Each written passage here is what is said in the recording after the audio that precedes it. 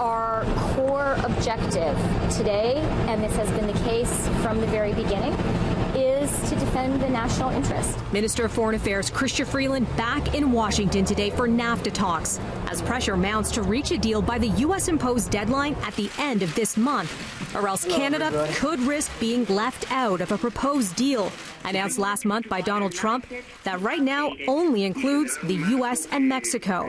Yesterday, a top Republican, House Majority Whip Steve Scalise expressing frustration over how long talks are taking with Canada, saying in a statement in part, while we would all like to see Canada remain part of this three-country coalition, there is not an unlimited amount of time for it to be part of this new agreement.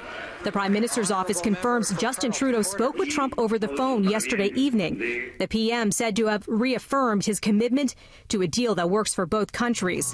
One apparent sticking point for NAFTA talks is dairy. The U.S. wants concessions like cutting tariffs and gaining access to the Canadian market.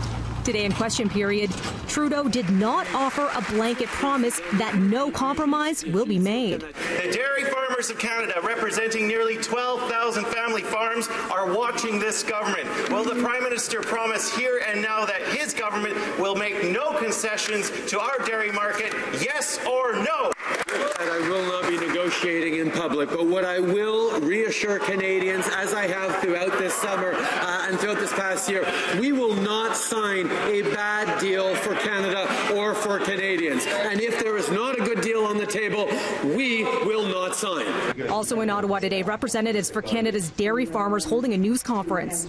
The dairy sector is worth fighting for. Industry leaders saying enough is enough and that any final NAFTA deal should not have a negative effect on dairy producers. Ontario Premier Doug Ford is also in Washington today to check in on NAFTA talks. He shared these photos on Twitter. Yesterday at a plowing match in Ontario, he outlined what he wants to see in a reworked trade deal.